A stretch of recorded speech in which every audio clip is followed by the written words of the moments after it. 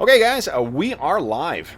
So for those listening at home, welcome to the Dungeon Musings YouTube channel. My name is Kevin Madison, and I will be your friendly Game Master today. I say Game Master because today we're continuing on with Part 3 of our adventure, The Harvester, playing Grim Perilous Studios' Zweihander role-playing game. And with me today are our Grim and Perilous players to set forth on this Grim and Perilous adventure. First up is Grim and Perilous Jeff. Who are you playing? Hi, I'm playing Jewel. She is an acolyte. I always forget exactly the title they use for it. Anchorite. Anchorite. Anchorite. Yeah. And she's a bit of a strangler. Yes, she is. We've learned. And next up is Grim and Perilous Arlen. Grim and Perilous Arlen is playing Albumin, or Albie, who is a gambler who is almost dead. So we'll see how long he lasts. Yeah. And last but not least is Grim and Perilous James. I'm a bit writer, a Glaswegian, apparently, bouncer, one-handed, and not the life and soul of the party. He has a challenging personality. I'll grant that. Oh, okay, here we go. I should have loaded up an image from beforehand that I did not do because I'm a Bush League DM. But here we are, guys. So where we last left our heroes was in the basement of Moor House, right? In the neighborhood we were in. Let's move over to the map for a sec here. Whoop, boom. So we were in. It already has a runoff. P. You guys are in the neighborhood of Grievings, investigating the disappearance of one of your Father Gregory, one of the kind of not highlights. What's the word I'm looking for here? One of the luminaries of the Crossings neighborhood, and he has gone missing, unfortunately. And after a fairly in-depth investigation, you guys found your way to Moor House, where last session you had faced a group of the Rude Boys, a gang that apparently had been hired by some toffee-nosed sorts to prevent anyone from going into Moor House. But why would anyone go into Moor House in the first place? That demon-haunted, ghost, riddled, abandoned, blasted house. Why would anyone want to go in there? Well, it turns out our players have found out that probably they shouldn't have gone in there because where we last left our heroes was having what? What did you discover in the basement, guys? We seem to have found a shipping container for the body parts. Yeah.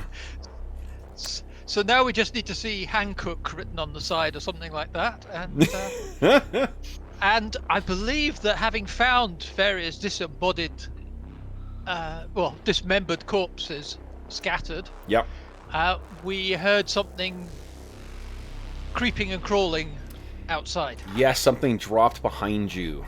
You may remember there was a long stone hallway. Once you get into the basement, there was a long stone hallway leading down into this room.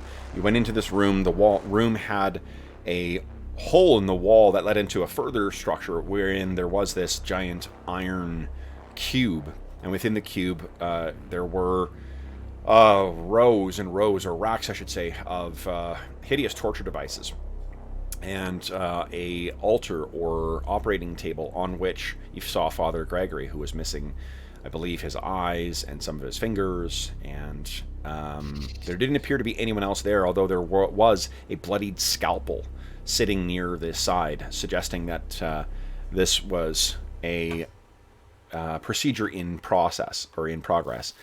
And that's when you heard the pop from behind you. So we'll pick up there, and as you guys slowly turn around, this is what you see.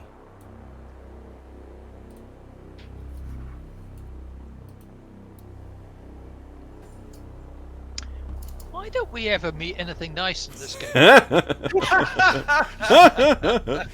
And I will point, I'm not going to hold up what it is, but I'm using my, what do you call it, my Zweihander monster cards that came in. I got them from DriveThru RPG. So, you turn around, and now the first thing I need you guys to do is this thing is sanity blasting Which means...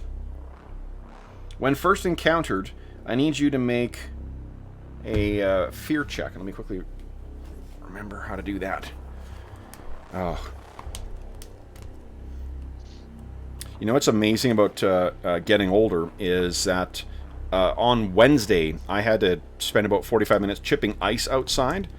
My back and my hands still hurt from that. So, picking up Zweihander's enormous fucking thing, it hurts. So if you ever ask yourself, Kev, do you suffer for your art? I do. For you guys, I do. All right, where is it here? There we go. Okay, so what I need then is, would you kindly each give me a resolve check, I think is what it is, right? Does it blast us with sanity corruption? Yes, with your mind may break here. And this is sanity blasting. Oh, right, let me And any modifier? Hold on, I think there is. One sec here. Okay. There is a modifier as well. Because of the nature of fear, this thing... No, it's no modifier. It is fear. Okay. Because there's stress, fear, and terror. All right. So, we got a success from Ebert. Got a success from Jewel. Albie. Now, because we're start of the session, there are 3 fortune points, so you do have access to stuff to re-roll. Can I hear what the consequence is before I decide? Or do I have Of course, to decide now? yeah, of course. So, because it's fear, when you fail fear, I will be rolling, well, actually, you'll be rolling, because that's much more sadistic. 2d10 plus 2, a mental peril. Okay. So if I take more than 6 mental peril, I'm going to be incapacitated because my peril is already at now -3 skill rank. So I think I should just spend a fortune faints. to try to succeed in the 47 Oh. skill roll. Well, that was Um, nice. You didn't get killed straight away. You just went insane. Yeah. I know. Perfect.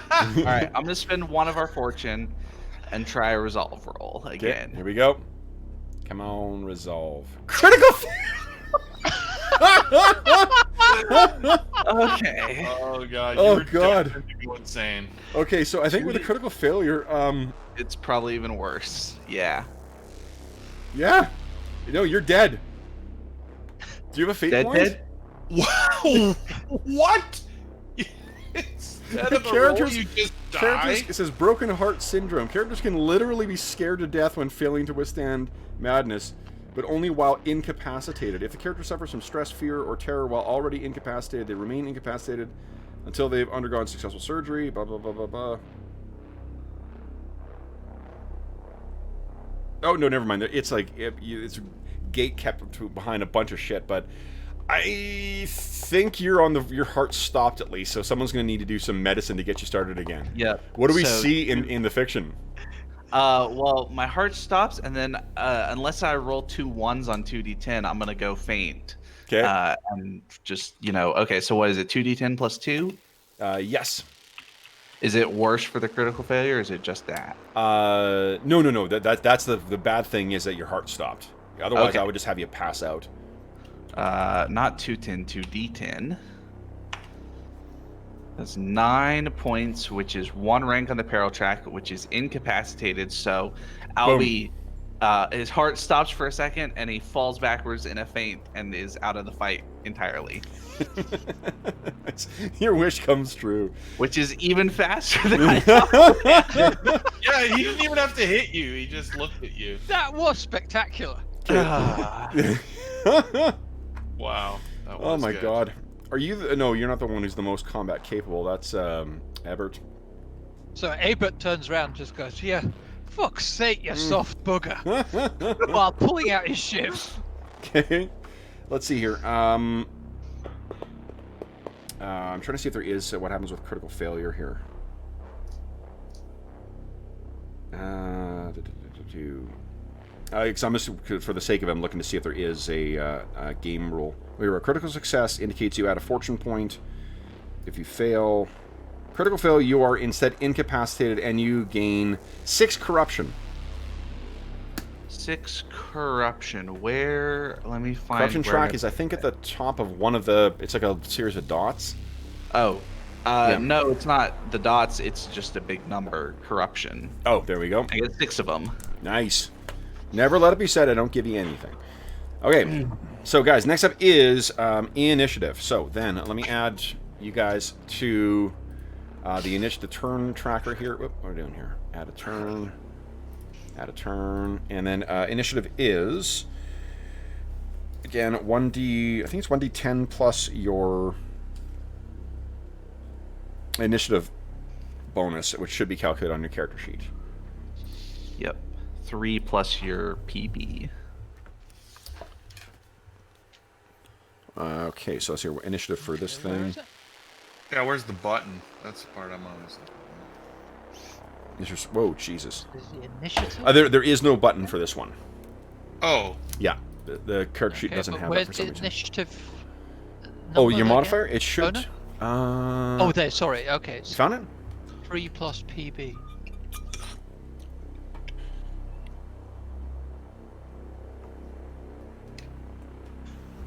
Okay. So it'll be 1d10 plus that.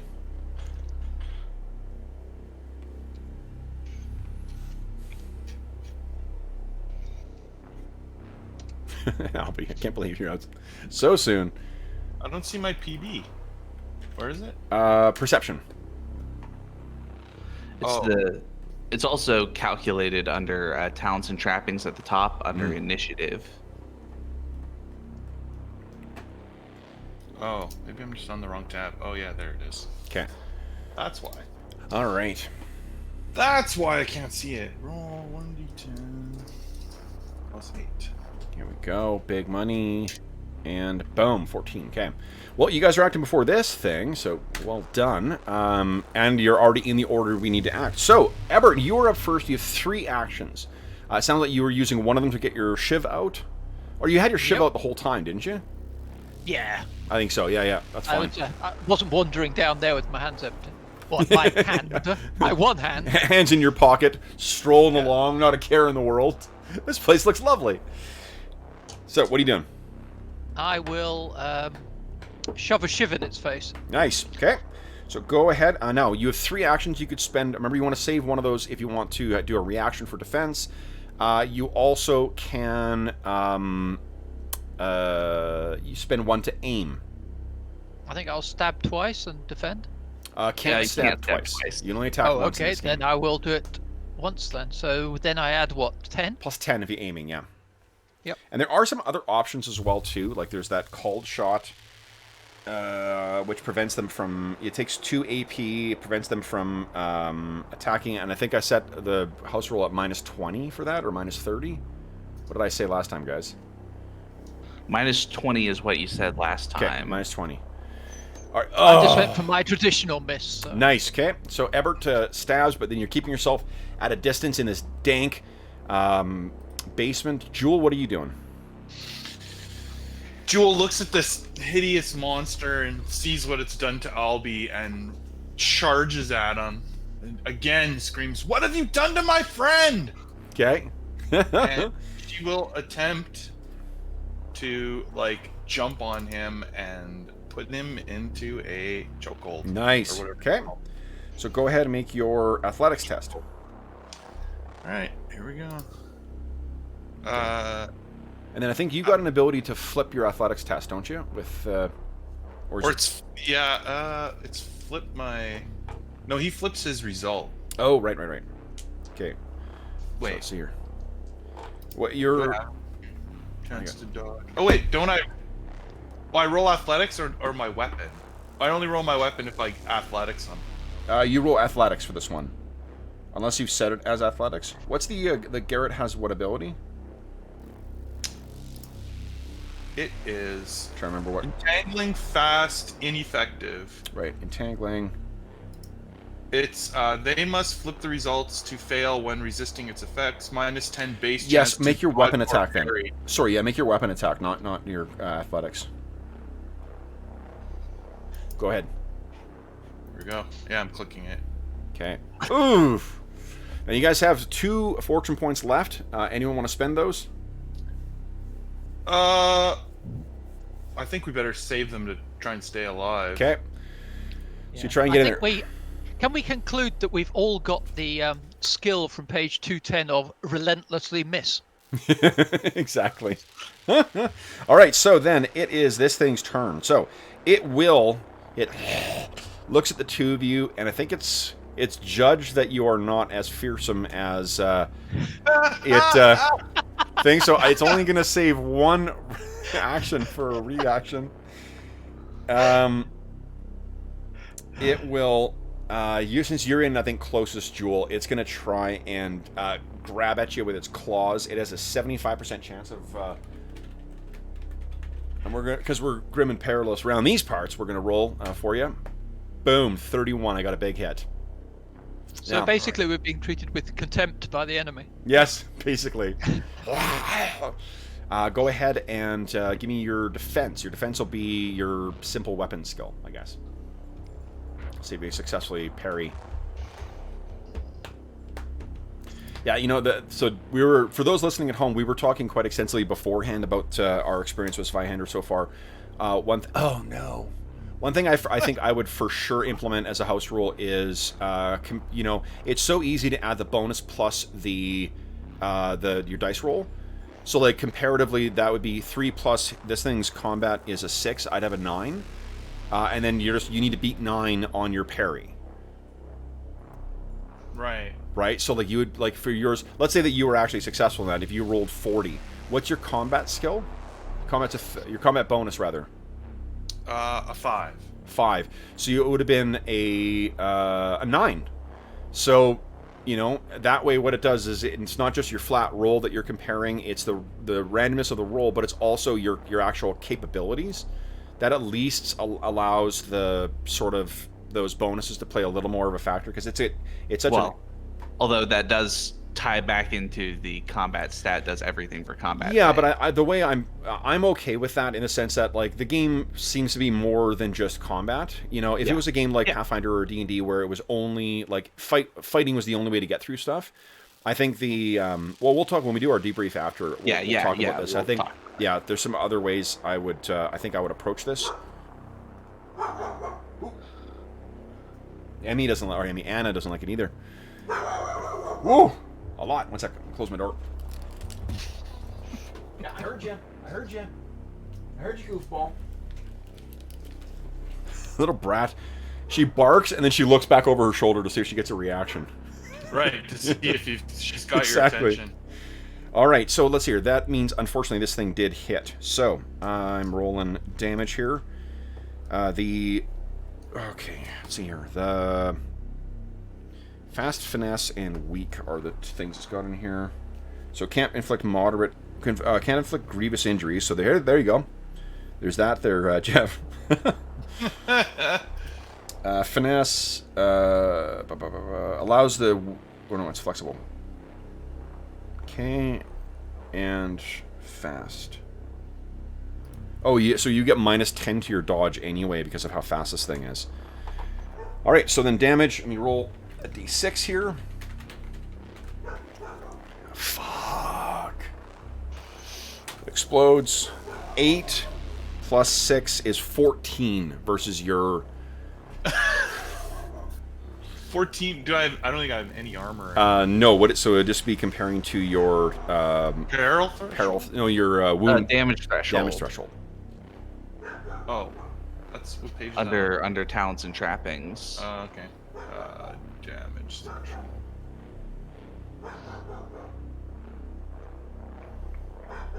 Okay, so that's mine's 5, 11, 17. So it's in between 2 and 3. Okay, so that means you are moderately...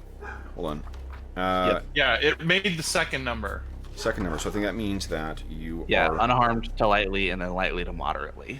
Okay, so that means it does not cause grievous or serious wounds, but I do potentially moderate wounds. Give me 1d6 roll, please, Jeff. And do not roll a 6. 1d6, no 6. Yeah. Okay, got it. Nice. Okay. So you're injured. This thing is definitely made you more likely to get taken down, but you did not suffer any actual injury from this. I do, however... Yeah, actually, that'll be it for now. Okay, then it is Ebert's turn. What are you doing? I'd like to miss again, please. Definitely. Let's go with this. 93. You have 2 fortune points left still. We'll just keep going. Okay. Then, Jewel, what are you doing? Now I really... Like, what was its actual attack, Kev? It's got this, what do you call it? Like a weapon or a claws? scalpel. Oh, God, it cut me with a scalpel? Yep. Yeah, now I'm pissed. You realize You're a monster! I yell at it, and again attempt to Okay. wrap my Garrett around its throat. Here we go. Nice. Crit success, too. Holy! Okay. Take that, you dirty monster. So let me do his dodge. His dodge is a 65. 4. So that is a success, but it's not a crit success. Do I need a crit success to beat your crit success? I think I do. So I'm going to spend one of my misfortune points to re-roll that. See if I can get a better result. A 9. Nope. So you do get a hold on this thing. Unfortunately, as is likely evident from the illustration there, this thing doesn't really breathe. Well, But let's see what the chokehold. Let's see what the effect of chokehold is, though.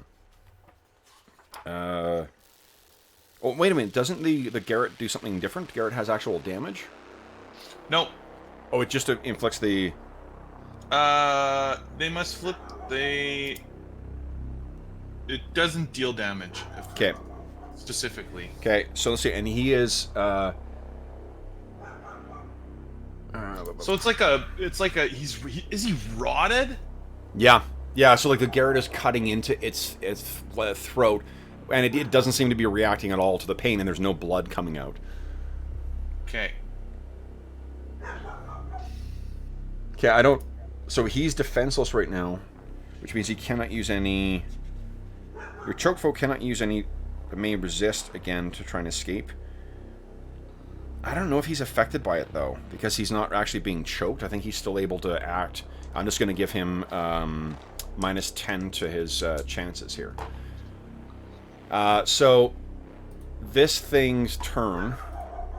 And then we'll take a brief break. I'm going to go put her in her X-Pen because she's getting too worked up there. It's a beautiful sunny day out, so there's people outside, so she is... Actually, just give me a second. I'm going to go put her in her pen now. Yeah. I love it. My attack is not... Well, it can be effectual, but it's absolutely ineffectual against this monster. That's hilarious. You could, so you could pick up Albie's stiletto. He had it in his hand when he fell. I guess I could. It's pretty funny. If you want to try that. I mean, I think I have a knife too. Oh, okay. Well then. To be honest, at this point, I'd just suggest strangling yourself. Yeah. Or just run. Yeah. Yeah. I'm gonna try something creative and see what the rules allow for. Probably not, but I'm gonna try.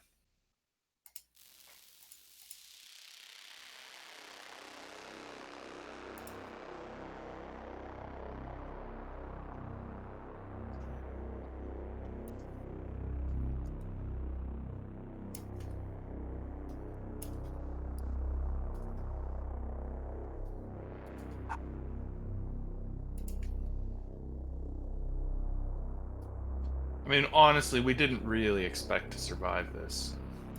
Yeah, for those listening at home, we talked about what we were planning on, and basically said we expected, if not a TPK, at least a very violent confrontation. So Yeah. So, and sorry for that, guys. Sunday afternoons seem to be pretty challenging for her to manage her energy levels, so I'm going to make sure I put her in the X-Pen before our session next time, rather than let her get all worked up like that. So for what this thing is going to do is try and escape, I think. That's weird, because, like, it's not... it's undead, so it's not being choked. I think I'm going to make... No, I'm going to do what I said. I'm going to make the attack. I'm going to give it -10. And... yeah, that's it.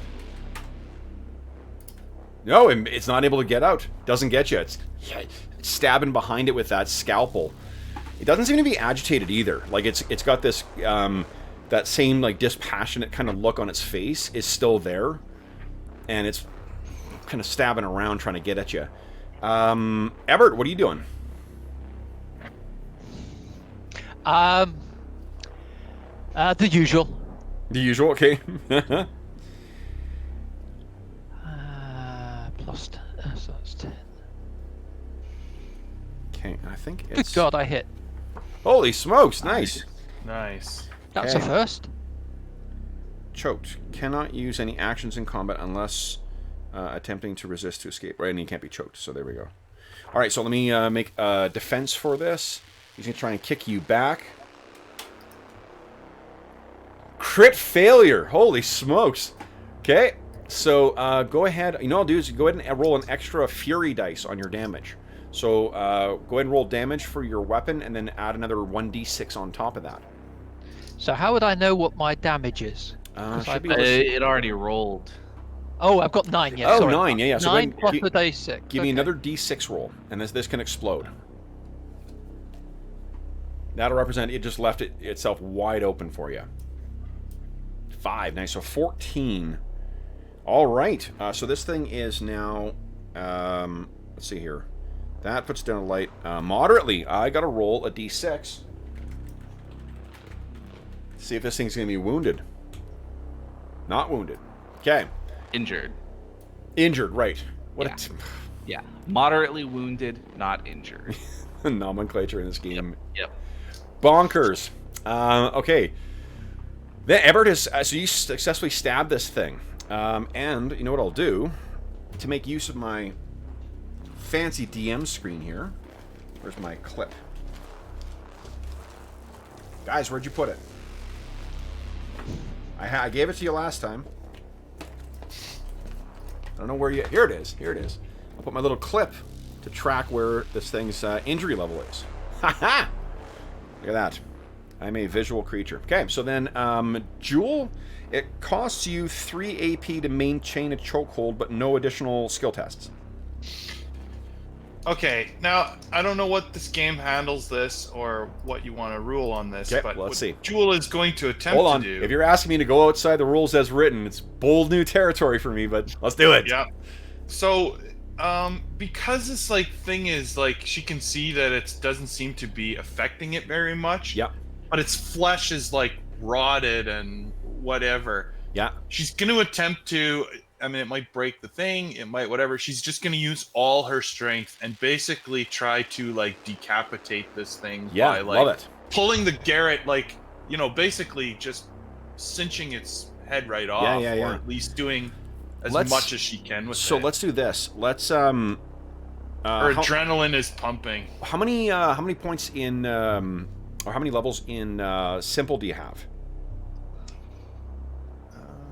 A simple weapon, because I think that's a simple weapon, right? Yeah, I have 1 rank. One in it. Oh, it's Garrett uses brawling. Forgive me. So yeah, go ahead and give me a brawling check. You're not gonna break it. This is gonna just give us an idea of how badly it's not gonna be able to defend against this. See how effective you are at applying that that strength to Where's this thing. brawling? Brawling is under combat. Wait, no, it isn't. It's I under. don't see combat. I only see martial, melee, Wait. martial range, simple melee, or simple range. Oh, it says type brawling. Never mind. Simple. Go ahead. The character, the DM screen doesn't have what type of weapon it is, Oh, okay. or at least it doesn't correspond to the skill you use. Not a very good roll. Okay. That's okay. I think what that means... Well, first off, you have 2 points of astonishing... Or not astonishing fortune. Of fortune that you could use. Do you want to re-roll that? No. Let's keep going. You know what? Hold on. Didn't you tell me you were going to aim with this as well? That's what I heard. Oh, can you aim with this? Why not? So it's just you're putting all your... Because if you think of your action points more as like how you're focusing your attention, like because if you're putting all of your effort into an attack or something like that, then that's why you're not able to defend, is because you're not paying attention, not because you don't want to or don't have the skill to do it. It's because your focus is on that. I think your aim would just be... It's not like you're not lining up a shot on this. You're just putting all of your focus into pulling this thing back. I get it. If that's the case, then that's a success. So then I'll let you roll. Give me a d6 roll and add your brawn bonus to this. Okay. Oh, nice.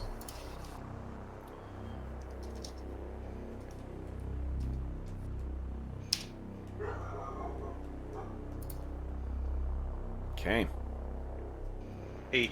8. Okay, so you're trying to pull this thing back. It is a lot tougher than you'd think. This is like,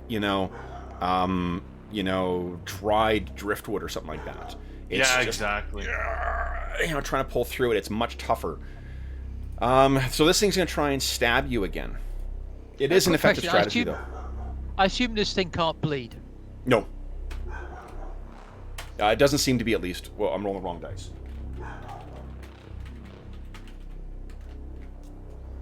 Okay. 67. That is a hit with an aim, so... Rolling. Oh, wait, first, hold on. You get your... Jewel, you get your dodge? Parry. It's a simple... Or parry, yeah. Yeah. Your defense, I guess. Yeah. It's under talents and trappings, or what? It's also just a simple melee test. I have a parry button. Okay, there you go. Good. Oh, Nice. Okay, so you avoid, getting hit. I'm rolling around on his back, dodging as he's trying to scalpel me. Okay. Ebert, can you take this thing down? I think the short answer is no, but let's... Ebert comes in again with his shiv and stabs it. Oh, right crit past failure! Critical failure. You want to? Oh, and you can't spend the fortune. So let's see here. Oh, critical. That's right. You're going to take another peril. So roll 2d10 plus 2.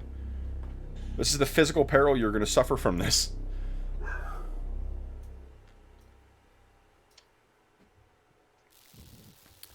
Eight. How does that compare to your peril threshold?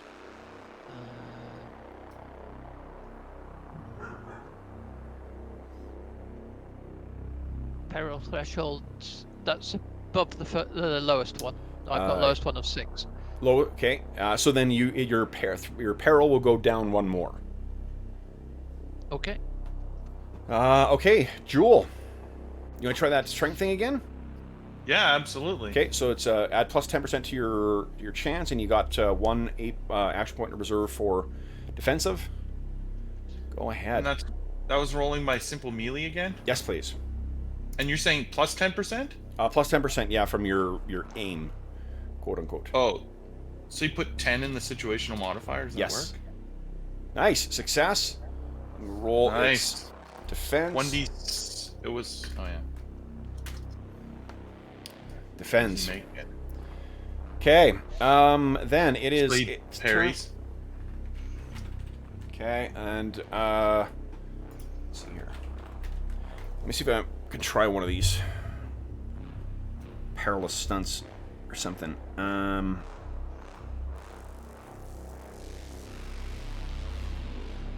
Takedown would be neat. Called shot would be neat. Called shot at minus 20. Let's do that. So you can't defend against this. So that means I got a... With an aim... Oh, called shot is 20, so I've got a 45% chance of succeeding. Oof. You take 11 damage. So how does that compare to your damage threshold?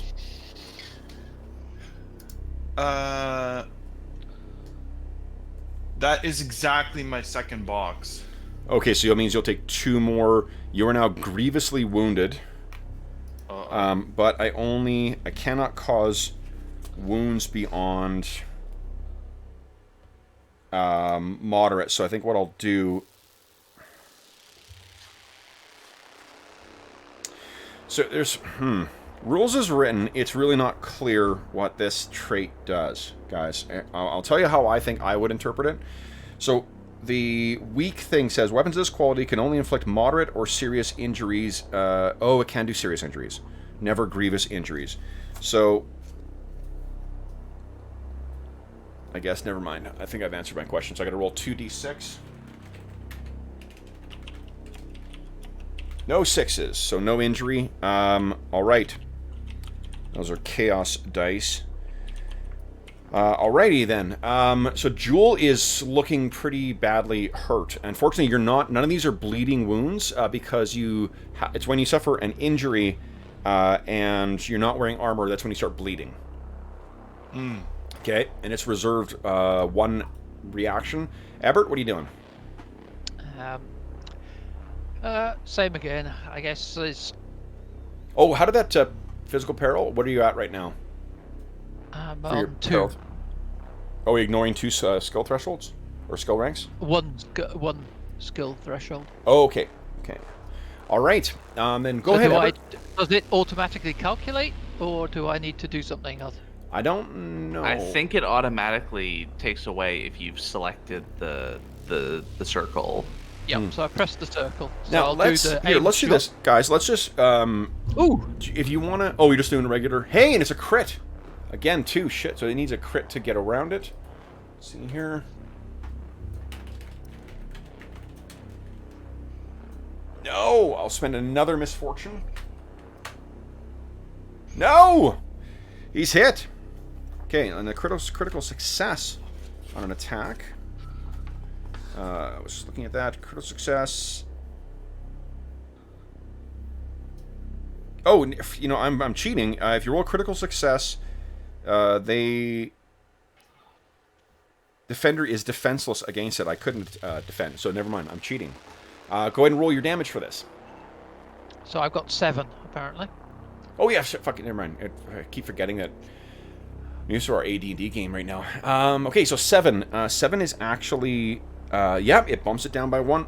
Oh! What does it look like as you kill this thing?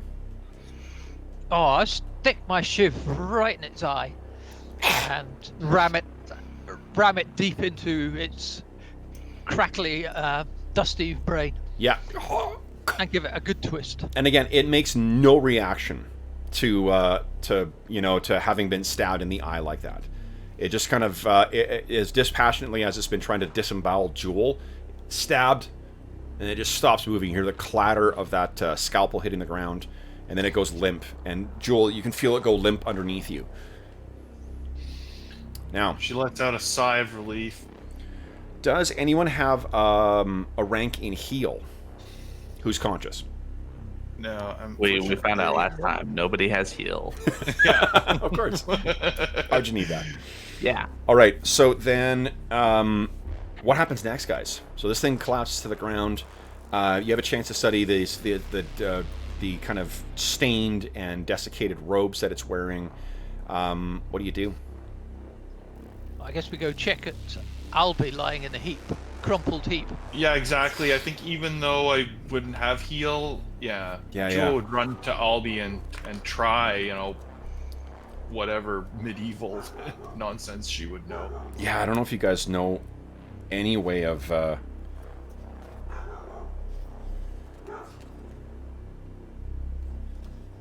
Okay, Well, yeah, it doesn't matter if it's any success or any no, I'm possible success. She would still be doing it, is what I'm saying. Yeah. So you're kind of... Why don't you do this? Give me an intelligence check, Joel. Okay.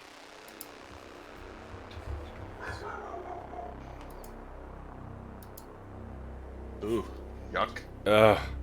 Okay, well, it's not a crit fail, so I think Albie is You're not dead, but there's probably going to be some lasting consequence from this experience.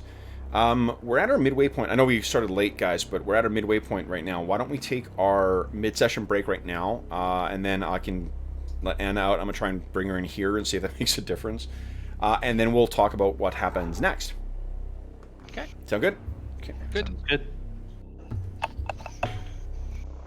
Somehow we didn't die.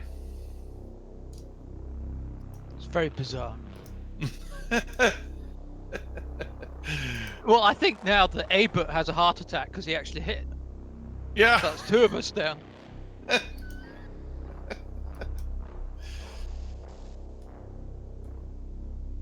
Fill my water. Yeah, I'll go do the same.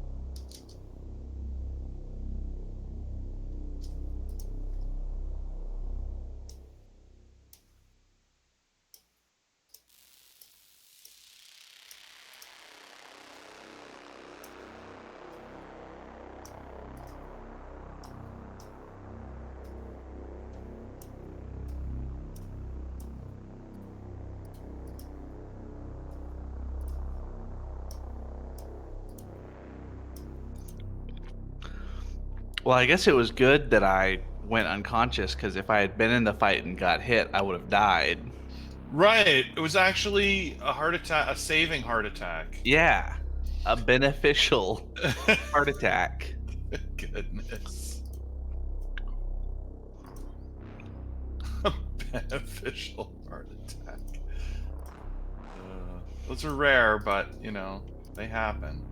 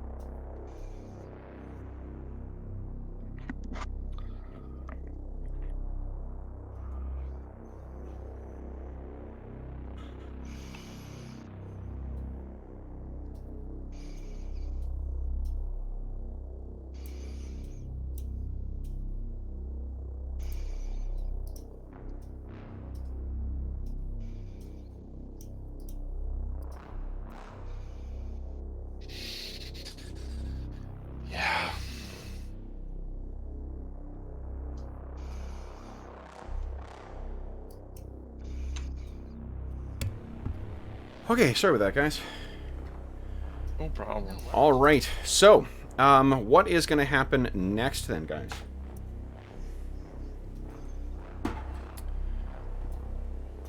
This thing is dead in the basement. Well, I mean, go obviously after checking Albie, like run and check Father Gregory.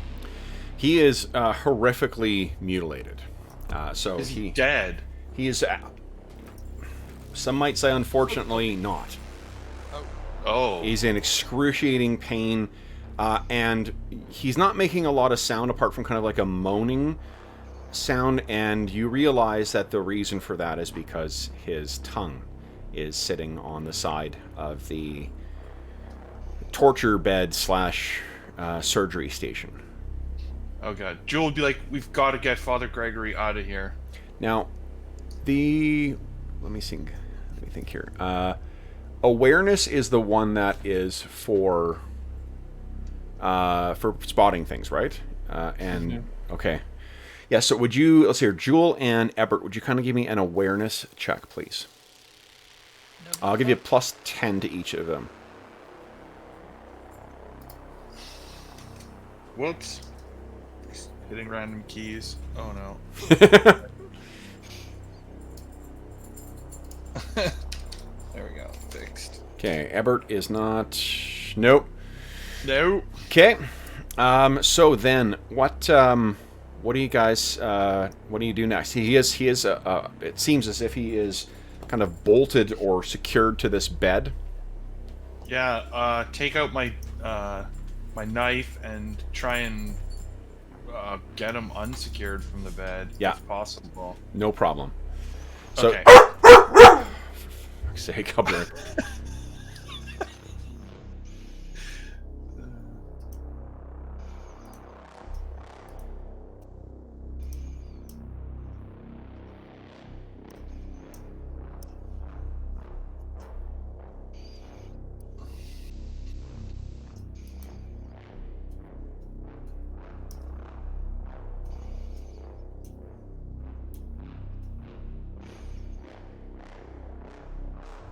Did he say if you're incapacitated, Harlan? Oh, he's okay. Sorry, guys. After these afternoon sessions are really tough for her. It's when she's used to sort of getting like, now we get attention, now we get to do stuff, and it's tough. Okay, so sorry, what were you saying, guys, when I was away? Is Albie incapacitated, or? Yeah, he's effectively going to be insensate until you get him to a chirurgeon or something like that. Who is more got better locomotion, Albie or Father Gregory? Father Gregory, I don't think his ears are intact, but he cannot see and he cannot speak. But his legs, like locomotion, he can move. Yep. His legs are intact. Joel says, "I'll help Father Gregory. You help Albie. We got to get out of here as fast as we can." Okay. As you can imagine, Albert, do you agree to that? Yep. Okay. So as you can imagine, it is challenging to, or it's not challenging. It is it's a struggle for you guys to get out of the basement here. What do you leave? Like, you just leave Moorhouse behind? Do you leave this thing in the basement? Yeah, I think so. I mean, we're choice, already overbeared, kind of. Okay. Yeah. Okay. And where do you take him? I imagine there is a chirurgeon of some kind, or like a wise woman or something like that in Crossings, although it's probably quite expensive. Albie, do you have any coin on you? If they search your pockets. I think a couple of silver pieces. I have 10 silver shillings. Okay. So maybe they can get someone to treat you. Yeah. I think they can get someone to treat you at least. So what we talked about before we went live. Well, let's wrap up the this sort of thing here. So assume that Albie is going to get some care from a chirurgeon. He's going to be able to be conscious again. What you find, obviously, is that Father Gregory is irretrievably damaged by this experience. What do you guys do to sort of follow up, if at all? I think that you would probably see Jewel, like if we're just doing like a where do we see these characters kind of thing. Yeah. So I think that what you will see for one is you will get news through the neighborhood that Moorhouse has burned down the morning or the day after you guys left. Someone finally put the torch to that old place, and while you guys are still waiting for Albie to recover, that thing has been burned down to the ground. What do Jewel and just like I guess my question is do Jewel, Albie, and Everett just go back to their day-to-day lives after that? I mean, yeah, more or less. I think you would maybe see Jewel spending more time sort of filling the hole that Father Gregory left at the church. Love it. Maybe actually, you know, yeah, learning some of the ministry or whatever, but like becoming a bigger part of the church. Is she like more cleaned up and kind of wearing like the robes of or at least the accoutrements of someone who is part of the Church of the New God? Yeah, right, exactly. Okay, nice. How about Albie and Ebert? Ebert cuts Albie a bit more slack at the bar at night. Nice. Get a bit more drunk without getting tossed out. Oh, and let's do this here. I assume he's a bit traumatized and drinking his fears away. Yeah, I think Albie is a bit of a wreck, at least for a while, and probably long term. Would he lose himself in his gambling? Like he's a gambler, and it sounds like that's his job up until now. But would that become something that he would lose? The reason I ask is because there is a disorder called Gambler's Lament. Wherever you present an opportunity to gamble, you must gamble until you've played at least 3 games of chance, or you'll suffer 6 corruption. Hold on, that's not what I'm thinking of. I don't know. What do you think the effect of this, having gone through this ordeal, has been for Albie? I think the big thing is that he kind of probably wants to stay in touch with Ebert and Jewel on some level because it's, something that we all went through, but he doesn't want any part of anything like this ever again, right? Yeah, He's, gonna kind of keep his head down and just do his best to, make a little money from gambling and then do the like kind of, work all day and then go get plastered every night, basically, for as long as that lasts. Yeah. Hold on. There's something that happens at the end of an adventure as well. Because you guys suffered wounds, you're gaining some corruption too, Jewel, from the injuries. Let me find it here. Because we do make a roll to see what happens with your corruption track as at the end of each session. Or each adventure, I should say. Let's see here. You gain... Where's corruption? Where is it? Oh yeah, corruption. Game mastery section. Okay. For Pete's sake. Finding stuff in this book, not always the easiest. Corruption, 421. There we go. Alright, so, guys, let's see here.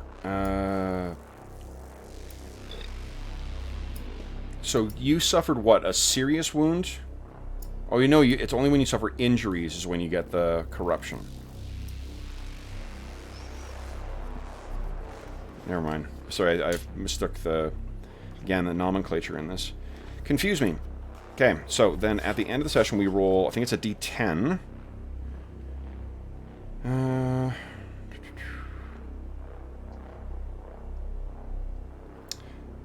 Yeah, when a session comes to a close, roll a D10 corruption die and have each of the characters compare the results to their current number of corruption points.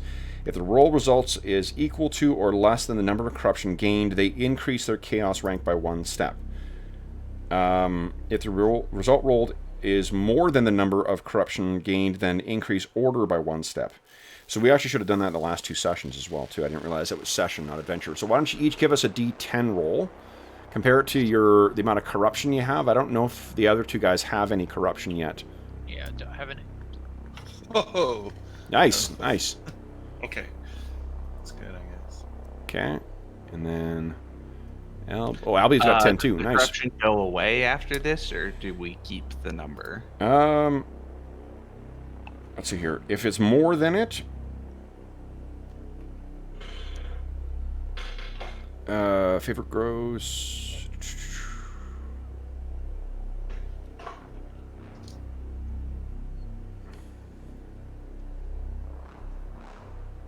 I'm just checking here.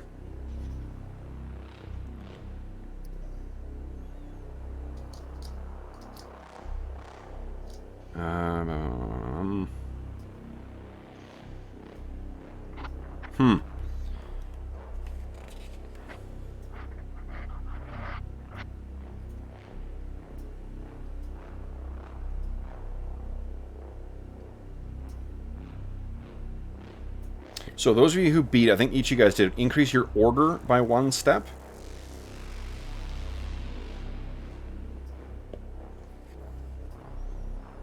Okay. And... let's see here.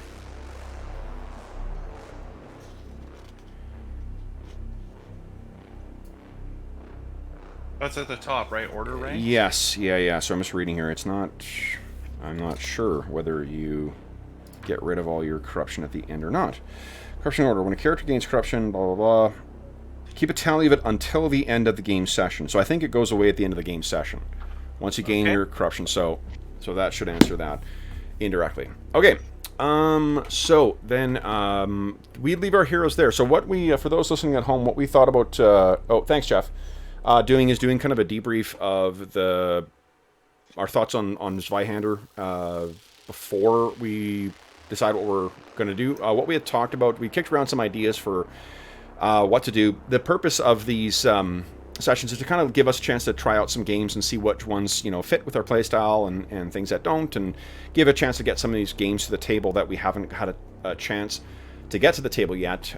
We started a little late today because we spent about an hour talking about the game, and I don't know, like, what do you guys, not to rehash everything we talked about beforehand too, but what I will say is that this could be a virtue of playing with you guys. I really enjoy playing with you guys. I had a lot more fun with the encounter with that ghoul thing than what I expected. I expected it to kick the shit out of you, but it did not do that. That was pretty cool that it gave you a good hiding, but didn't actually just like walk through all of you guys. No, you go ahead first. You go first. You've been unconscious for most of the session. Okay. Yes, I thought it was a good fight. There were a lot of swingy rolls that swung in our favor. Seems like it could have easily gone either way, and there's a little bit of it was a good fight. The players who were doing things, it seems like Jewel had the kind of special thing to alter the way that the garage was working. Yep. But aside from that, it was mostly kind of roll the same thing and hope you do well each time. There wasn't a whole lot of kind of like tactical options. Well, that's what I was wondering. I was trying to get into rolling some different things, like trying the attack with the NPC too. It was like, well, maybe it's just that we need to be doing more cult shots, or we need to do more whatever. But cult shots, all they seem to do is just give you an auto hit. Yep. Right? Yeah, I don't know. I mean, what I noticed from this fight, from the last fights too, is I don't see you guys suffering over how to spend your action points. Yeah. I mean, well, what I meant was that it, particularly for how this fight went, it went well for us, but it feels like that's more a function of the dice swinging in our favor in a swingy situation than our kind of like tactical decision making as players or anything like that. Yeah. Yeah, and I think that works with the fact that last time we were playing against nobodies, and it was just, as I said, the Keystone Cops, and because the dice weren't rolling our way. So you go up against the tough monster, and we smack it. Just again because, got lucky on the dice. Yeah, and I agree. I maybe it's because I've not gone through the rules and there's stuff I'm missing and all the rest of it, but it just felt like, well, you aim and you stab with your shiv, and that's what you do. Yeah. And you got a 50% chance of hitting. Yeah. Jeff, you were the most well, I mean, Eber took the ghoul down, but you did a really good job of taking this thing out of the fight to a degree. Yeah, I mean, I rolled a crit, right? Yeah. A crit success. So, I mean, it played out pretty fun in that way, actually. But I mean, again, by getting lucky with the dice, I think that fight could have gone very quickly. What happened to Albie happened to our characters, or death could have come just as easily. And Yeah. I mean, it is grim and perilous, right? Like it's. But I guess so. The thing I really, I mean, I enjoyed the way that played out, especially when we started, when we came up with an improvised option for how to do it, and I liked thinking about how there was a hole in the rule for how the chokehold would work on an undead creature that doesn't actually breathe. So I enjoyed kind of thinking like, oh, okay, and it felt easy to naturally think that through, but the fight was quick as well. So, I mean, like, once we kind of realized that there really wasn't a lot of nitty-gritty stuff to go into each roll, the wound thing seems kind of strange. Like, the wounds are fairly punishing, and which fits for the kind of grim and perilous setting. But it seems like when they're only coming up 15% of the time. With each opportunity to wound. Wounds versus Injuries, yeah. The nomenclature in the game is just infuriating. To be honest, it feels in that sense, it's like the Monty Cook games where they come up with new names for shit when when every other game calls it something different, and it's like I get that you're in a way trying to distinguish yourself and trying to make it your own thing, but it's just frustrating when you're playing a bunch of different games. And if you look at the name, so that the injury tracker refers to you being wounded of different kinds, which isn't wounded. No.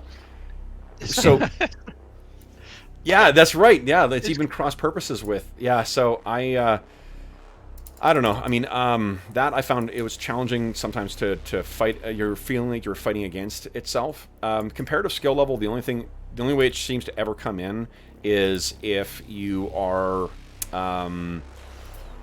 If you're doing a non-combat contested roll, so that feels very swingy as well. And I guess the thing is the swinginess what people remember about Warhammer as being that's what made it grim and perilous, is that any given dice roll could suddenly having crazy results, or are there other ways that you simulate that kind of not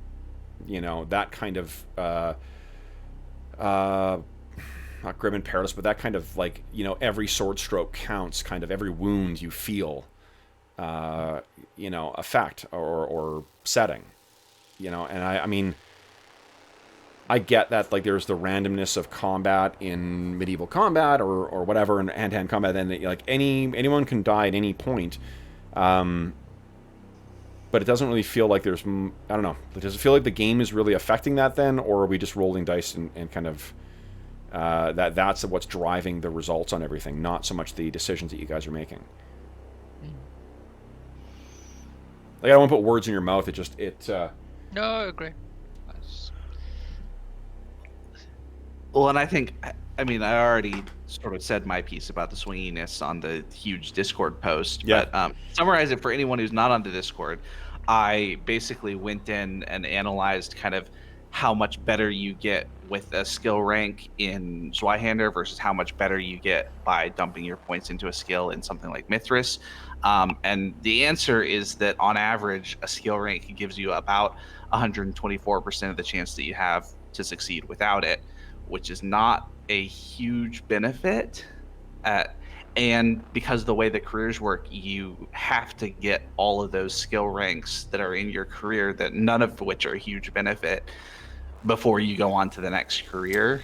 So yeah, so I mean, one of the things we talked about before we went live is that it is a little, it feels like it's more difficult in this game to be extraordinary at certain skills at starting. Like a comparator, because it's a natural comparator, is Warhammer Fantasy 4th. We had characters who were able to start the game with like 70 or 80% with their weapon skill. And because of the back and forth in combat, it didn't matter that you were hitting very often. The parries came into play fairly often. When you've got a really low chance to hit, it feels like, oh fuck, I finally hit, and like, oh fuck, they just parried.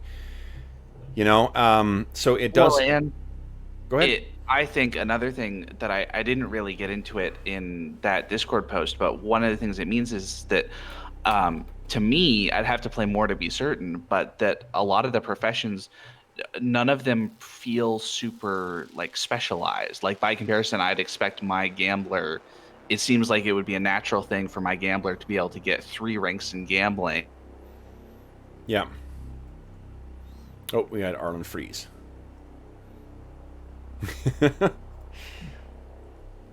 I mean, like, it's, you know, today's session was a lot of fun. I did have fun, but... And thus be like, oh, this is... Oh, sorry, Arlen, we lost you there. You froze up, and then we lost about half of what you said. Oh, that's fine. It wasn't too important. No, what were you trying to say?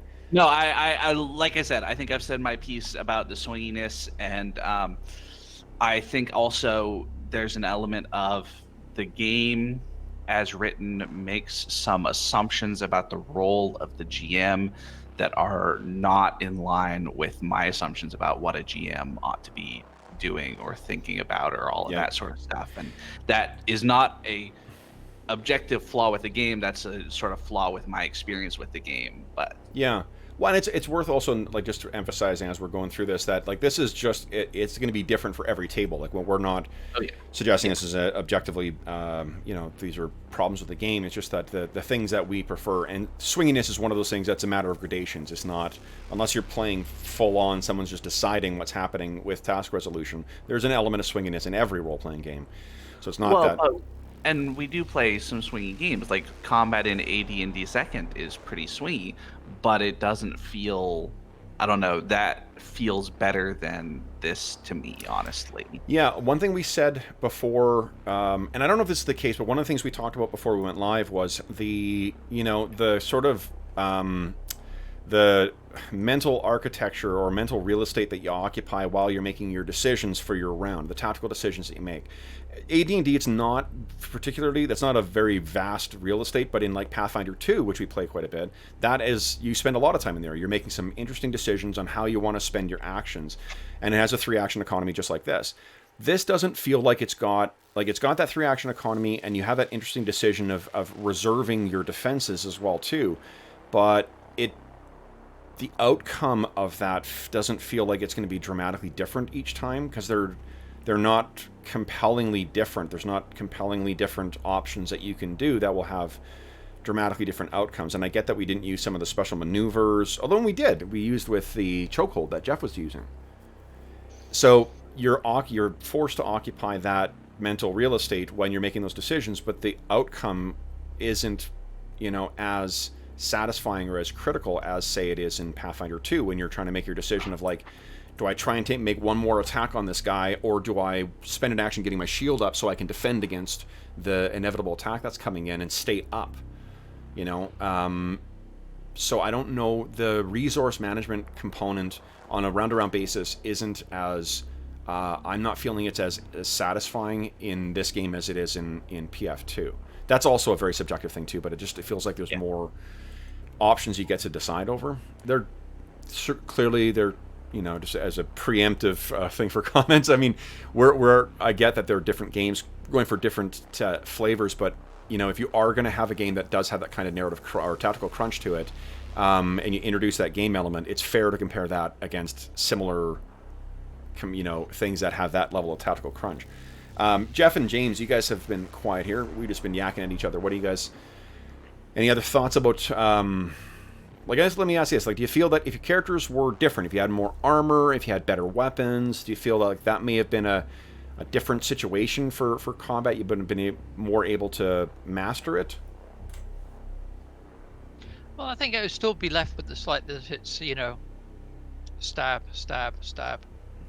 That wouldn't really change. I might just hit more often. That would be good. Yeah. But, one thing we talked about... having a low chance to hit and then the fact it could get parried as well is a bit off-putting. Well, one of the things we talked about was, like, other games like the D&D games, like GURPS, you can do certain kinds of attacks where it's harder for you to hit, but you impose a penalty on the parry, right? Kind of like a riposte type thing. Or a feint and then riposte. Or parry and riposte, or feint and then attack. That might be something that would be a way of giving, introducing at least some risk-reward decisions that go into that action economy. Yeah. For whether you can want to go all out on it. It still ends up being, because of your limited control over your... it would be an interesting other use of the fortune point, and this may be maybe overpowered, I don't know the thing. If you could flip the dice. If you could look at the dice and be like, oh, if I flip that, I would have a success. Because flip is a mechanic built into the game already anyway. That might be a way of encouraging... and because the DM or GM has misfortune points, I could do the same thing with enemies. That might be another way to introduce a little more meaningful, rather than like, fuck it, roll again. So I don't know. One thing we talked about before we went on too is taking advantage of the comparative skill levels because the way you do contested skills in Zweihander is you make your roll, you take the tens digit if you're successful, and add your bonus, the relevant bonus to that, because that's a part of the game as well. And that tells you how well, when you're contesting against someone else, whether you're successful or not. So your overall kind of capabilities, that plays into the outcome of it. That doesn't come into combat at all for some reason.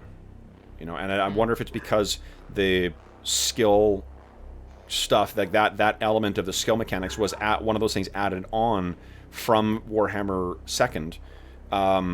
But that would be too much of a change from the Warhammer 2nd skill or system, so they didn't bother to add it back into the combat component. It's only the non-combat.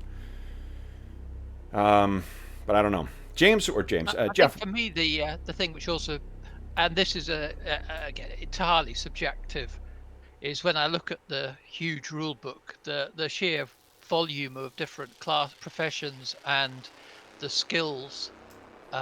I just tend to drown a bit in the whole thing. Now, I'm sure that to some people that's the fun of crafting a character and getting in, and I quite enjoyed picking some which kind of fitted with the character a bit. Yeah. But my concern on this typically is min-maxing that these things have. That, I think you were mentioning about combos of skills, which if you correctly pick them up. Whenever I see something that's got tons and tons of crunch on there, I just think somebody's going to go in there and optimize. Yeah. And then you go to something like Traveller, where there's very limited choices on there, that kind of gets swept away, and you have to just concentrate on the role playing, because there's not that much crunch buried in the system itself, and there's much less chance of min-maxing. Well, that's one thing to consider too. Like, it just we were talking about Castles and Crusades on maybe the Friday session or Saturday session. I think it was before we went live too, but we were talking about how it's a perfectly serviceable game. It's just, I can't think of anything. If you're not familiar with it, it's an old school game that came out in the late third 3.5 era, at the early part of the OSR kind of movement or development. I think it might have been the first ones. But anyway, the game is perfectly serviceable. It's just that there's nothing about it that particularly, for me, jumps out as like why I play this as opposed to another OSR game or just like AD&D. Second, look at this game. Like, what are the things that this game does that other games don't? What's the thing that really sets it apart? Apart from the size of the book, what makes this? Because there's a lot of there's a lot of kind of, not a lot, but I mean, there's enough selections of like Warhammer clones out there. But there's other games that do Grim and Perilous in a different way. Symbaroum is a Grim and Perilous game. Forbidden Lands is a Grim and Perilous game, but it's not just, Grim and Perilous in the sense that what that means for Warhammer role-playing, right, for Warhammer Fantasy role-playing, it's a dark fantasy game that happens to also has different ways of expressing that. Well, and our adventure was from Shadow the Demon Lord, which mechanically is a really solid system. Yep. It's, you know. Yeah. So I guess like that's if, you know, comparing this to those comparators, you know,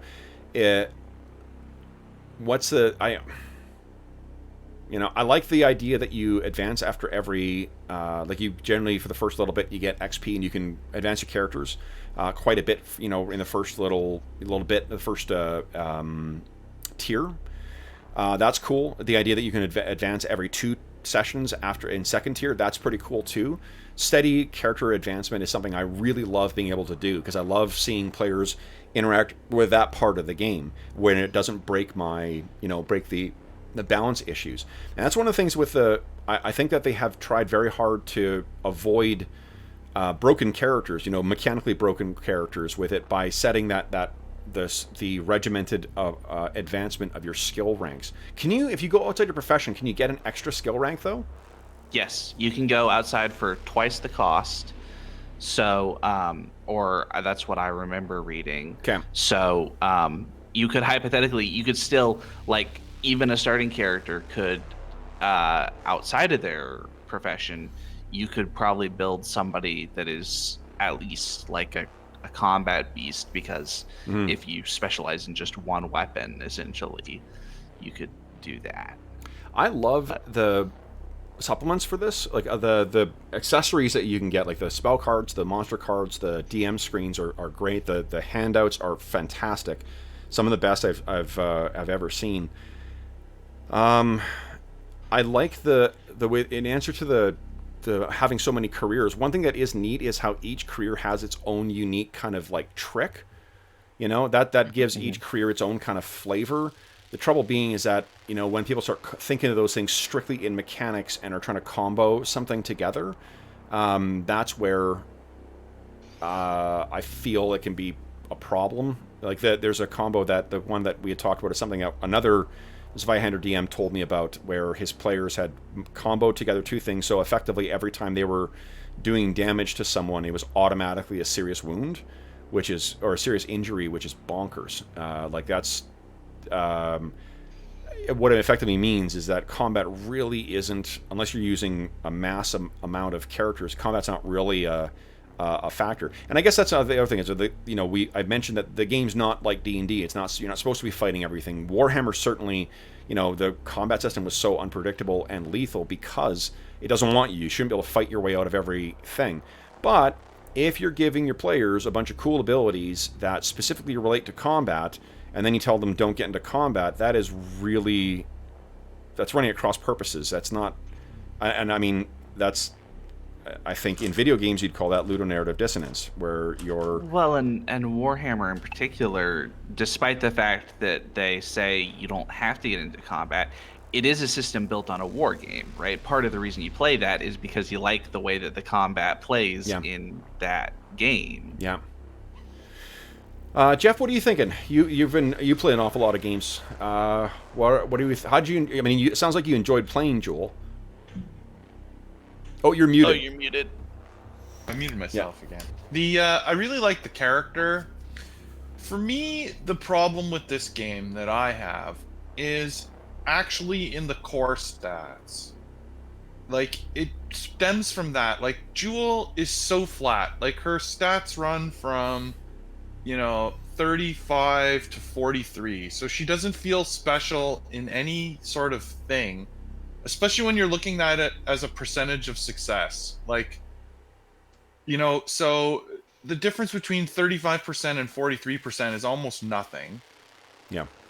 And sort of, like, from the game design I've done, a 35% chance of success feels like 0 to a player in practice. Like, when you apply that, like, an 80% chance still feels swingy to a player. Yeah. Like, missing 20% of the time that you try to do something, and I just feel it's not a very good representation of the real world. If people only succeeded on things an average of 40% of the time, the the world would just be full of losers, man. Like It's funny you say that. I was thinking back to our GURPS game, because GURPS has a very crunchy, tactical system, and it is a very, very simulationist game in terms of trying to model what like quote unquote real life is like. And I thought about a comment you made, Arlen, when you said like, "Oh gosh, like we're succeeding an awful lot in this. Is this how we should be doing?" And I don't know if that's just a comment on some of the other games we run, because you guys only had like 75 or 80% chance of success with that game because of the way the bell curve worked. But it felt like everything you were skilled in that you should be good and succeeding at, you were succeeding at in that game. Yep. Well, which is like my real life. Like you know what I mean? Like if I do things in life, I don't fail way more than I succeed. Like yeah. I'd be lying in bed depressed all the time if life was like the rules of this game, like yeah. Well, I'm gonna get up and take a shower today. Oh fuck! I fell in the shower again. Like my hip is bruised permanently because I can't properly take a shower most of the time. Yeah, and that's just sort of how it feels, right? The point about the flat stats is a big. I hadn't even thought about that, but that's a. Yeah, I mean that's a thing, right? Like if you're. Well, and it doesn't add flavor. Like I wish she had like a couple of them were like higher that she was leaning on, even like in the 60 or 70 range, and I don't know long-term play of this game if that's where your stats go to. Well, no, your bonuses go up, but your stats don't change. Okay, yeah. So then, like, to me, that's crazy. Like, at least one of them should be in the quite high range. Like, I don't know. Even a normal person has got some parts of them that are much stronger than others. Like, people aren't so flat. Yeah. Okay, like plus, you would know whether that bruised hip was an injury or a wound. Yeah. Well, if you think of like Call of Cthulhu or RuneQuest or Mithras, like you do have a much bigger range of stat possibilities in it, right? Yep. And then those often, when you're doing the comparative, the contested rolls, the resistance roll chart that's in all those games. Is it in Mithras? Does Mithras have a resistance? No. Does it functionally work the same though? Yeah, you've got opposed rolls and all the rest. Oh, okay, there you go. Yeah, so the resistance rolls from Call of Cthulhu and BRP, those feel like you've got a much bigger range of capabilities. In this, it does feel like the bonuses do play a little bit of a role in that, but it's so indirect and not related to your ability. Well, it is related to your ability. No, it isn't related to your ability to succeed because the bonuses don't go into your skills. Right, because the way, for those who are unfamiliar with the game, what you get is these things called bonuses, or advancements. What are they called? Advances. Okay, so there's skill ranks which add to your relevant skill, and then there's the attribute bonus, which is based off of the tens digit of the raw attribute number, modified by your ancestry, and then you add in increments to that. Yeah. And that's useful for contested rolls because you add your bonus to the tens digit of what you rolled if you're successful. But that, Jeff, I think gets back to part of the math that I did, that having average stats, getting that one skill rank only gives you about a 24% bonus of your odds of success overall relative to somebody who isn't trained in that. Versus in something like Mithras, when you're talking about like being 120% better or more on by focusing in something, right? That you have a real sense of like, oh, I'm specialized in this and I'm good at it relative to other people in the world. Mm. So, one thing that's in a positive category, character creation was pretty cool. You got really good, you guys are all great role players as well, but you did get some very interesting characters that I imagine that you would not have foreseen as like, this is the character I want to play in this game. So that was kind of interesting. I like that you're like a lot of these life path style character generations where you end up with a character that is sort of fully fleshed. So or you got at least an idea of who that character is, so you can springboard from there. That was pretty cool. I like the variety of adversaries. I like the variety of weaponry. That all seems very cool. But yeah, the variety.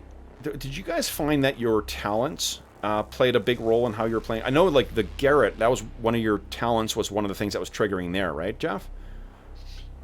Yeah. So that had an impact on how your character was playing at the table and what he had available. Absolutely, and that felt pretty fun. Like, yeah. I did like that.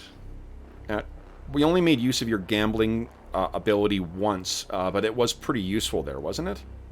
I don't think we did gambling at all. Didn't you use it to get an auto success on something? Oh, you mean the special ability that I get as a gambler? Yes, I used 1 fortune point to get an automatic success on the stealth roll to investigate Morehouse, at the cost of moving 1 on the peril track, and that was, I mean, it was neat. Yeah, certainly. I like, you know what, like I said last time that I like the fact that the wounds don't have the death spiral thing. I'm not sure I agree with that anymore. Only because, you know, I run a lot of games where hit points are the thing. So, you know, there's always going to be like your character's getting banged up and whatnot, and there's no mechanical penalty to it. And that's fine. Like I'm completely fine running those games. We fill in narrative flourishes for what's going on in the thing too. This one having both sometimes a injury that happens, and sometimes it has no meaningful effect apart from just pushing you towards being dead. It feels weird because, like, you don't want to. What I felt like as a DM is I didn't want to intrude with a description of what that specific injury. Like, you asked me about, well, what is he attacking me with? Like, what am I injured with? And it was hard to come up with an explanation for it that would, I guess, for one, service the narrative to say this is how injured you are. You are really close to dying. But also say, but don't worry, none of those death spiral things that would be triggering, like your injuries, none of that's happened yet. Right. You know, so it sort of, that was running against, and that's just, again, a strictly subjective, the way I like running games, the way I like describing scenes and things like that. But it did make me feel like I was running against my normal sensibilities.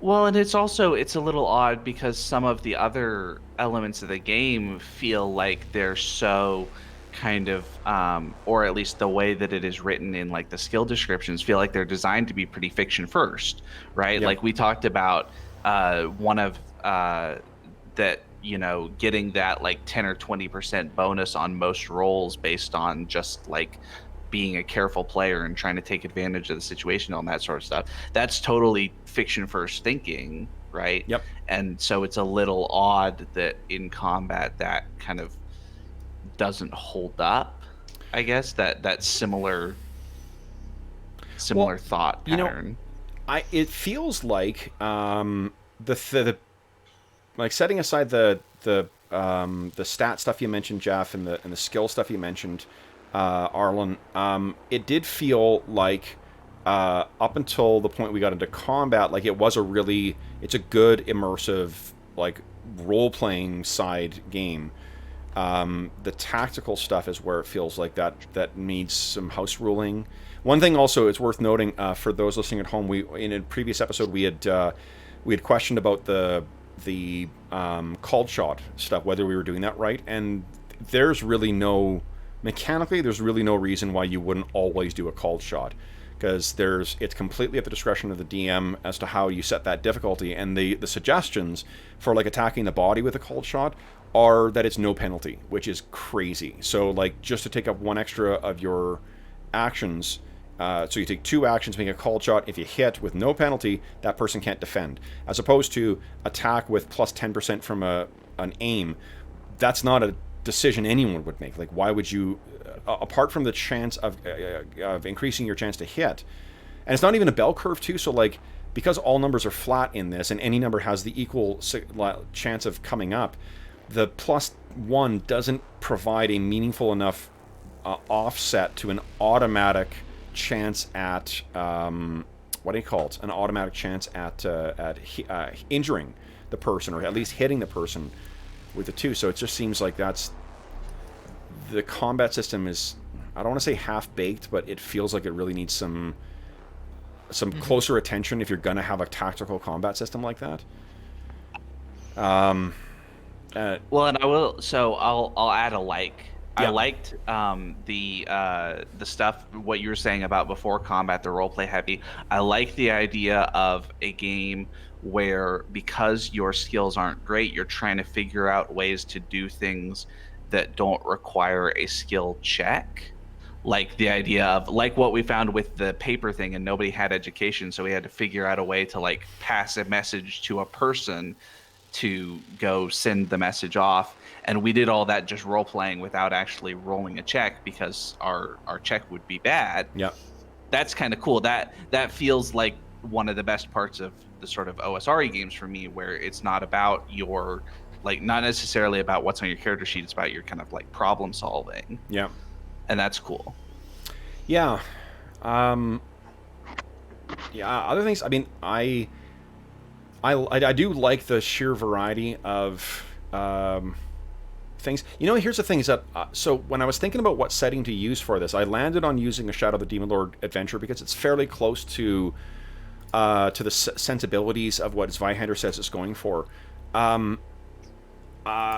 I couldn't use this. One of the things that you as the players know this, for the folks listening at home, you may not know this, but one of the things that I often do is I will run other games with the characters for from our existing campaigns in a different rule set to sort of see them through a different lens.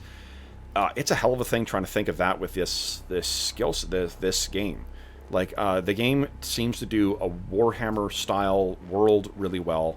Like a sort of like late Renaissance or late medieval, maybe early Renaissance setting. That's kind of it, you know. I wouldn't use this for a classic fantasy setting necessarily. You'd be cutting so much cool stuff that's in the core rulebook out, and it's not easy to do that, you know.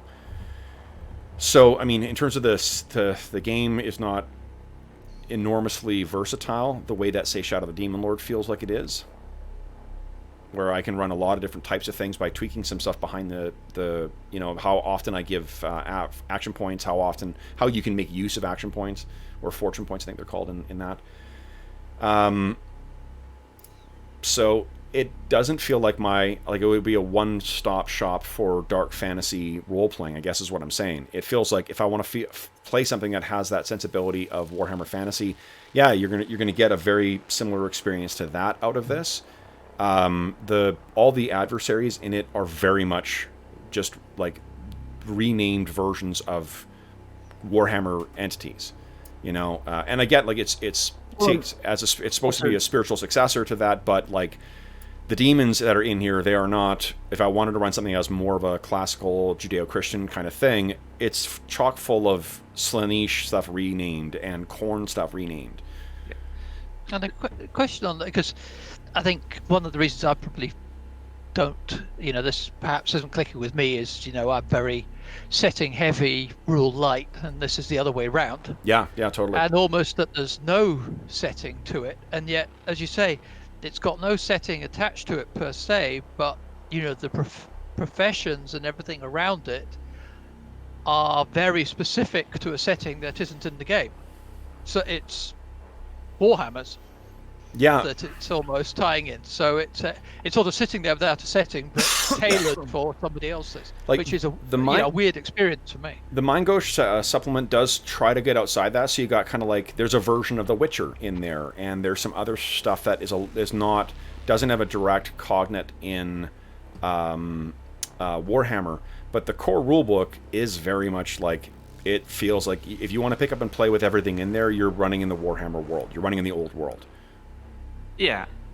To be fair to Zweihander, I think when it originally came out, it was a spiritual successor to a game that had been out of print for years that didn't have a modern edition. Totally. So it was sort of the only game in town for Warhammer. Yep. Now Warhammer 4th has been published, and that kind of, I guess technically there was a Warhammer 3rd edition, but we don't talk about that one because it was weird. I loved it. We had a lot of fun with it. Well, but specifically what I'm saying is in terms of it was for a little while the only game in town for Warhammer. So if you wanted a modern game to play those old Warhammer adventures, this was what you had.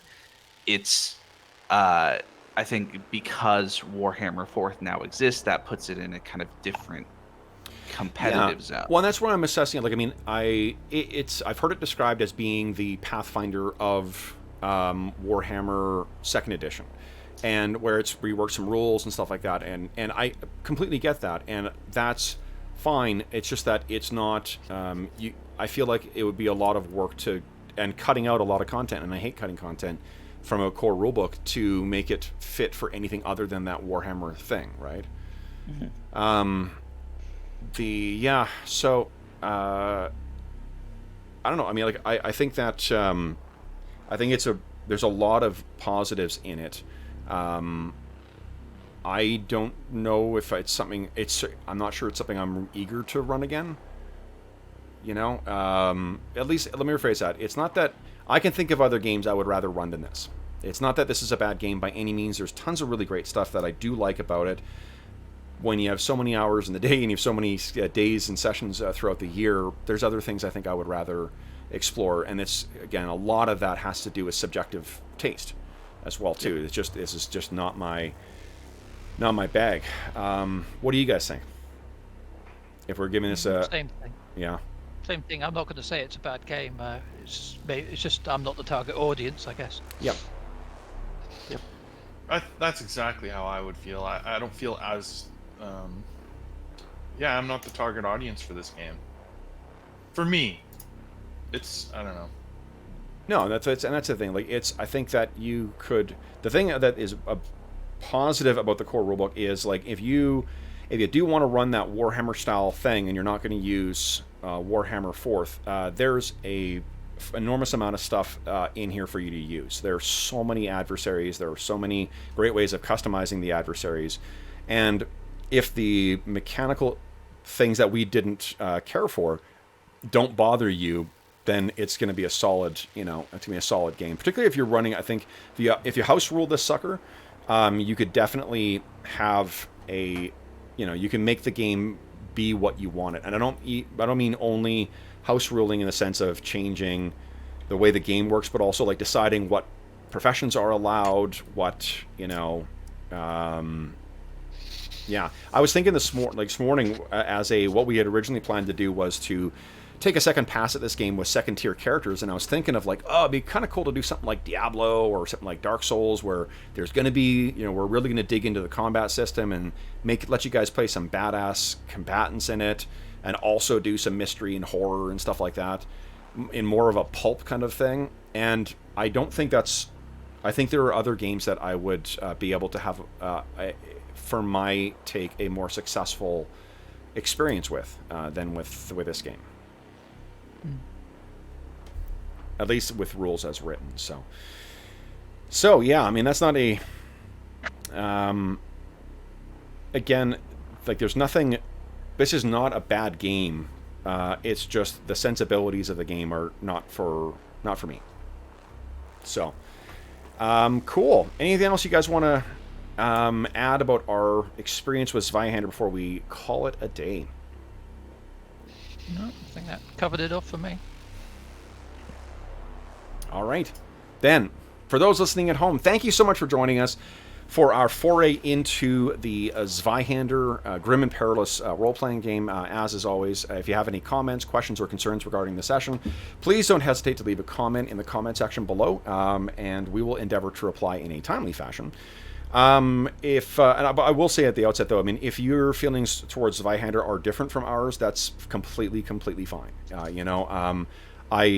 It's not productive to just tell us that you love it. If there's something we missed, then please feel free to, for the benefit of other folks, if we've misstated something, please feel free to correct us. But to just say, no, you're wrong, I love it, it's not helpful, and it'll be deleted. So well, and worth mentioning, right? We're both friends with Matt Jowett, who loves this game. Yeah. Right. Yep. He and I trust his judgment. He really likes this thing. So. And that's cool for him. Absolutely. Different strokes. Yep. Totally. Exactly. Yep. Yeah. So, in addition, there is a link in the description of the video to our the Dungeon Musings Discord. So if you want to join us on there and have further conversation about this, please feel free to click through and join us on the Discord server. In addition, there's a link in the description of the video to something called Heroes Save Villages, which is the charity fundraising campaign we run on the channel. This is something that benefits the SOS Children's Villages International Charity. It's a really terrific organization active in over 130 countries that provides basically it builds stable, supportive villages for children who are orphaned or abandoned, and it benefits currently over 80,000 kids with its services, provides them an opportunity to actually grow up in a loving and supportive environment and enjoy an actual childhood. Any donations made go directly to SOS Children's Villages International. None of it goes to the channel. None of it goes to any middleman. It all goes to help those kids enjoy an actual stable upbringing that they wouldn't, or childhood that they wouldn't otherwise have. Last but not least, I want to thank my intrepid Grim and Perilous players. So Jeff, Arlen, and James, thank you so much for joining us for this session. And I appreciate you guys, your thoughts on this too. I know we've talked a bunch offline about the game beforehand, but sometimes I feel it's helpful to go through and at least share what our thoughts are, having gone through the game and how it compares to some of the other things we play on the channel. So I do appreciate you sticking around to talk through this game. So with that then, folks, I will say thank you again for joining us for this foray into the grim and perilous world of Zweihander. And until we see you again,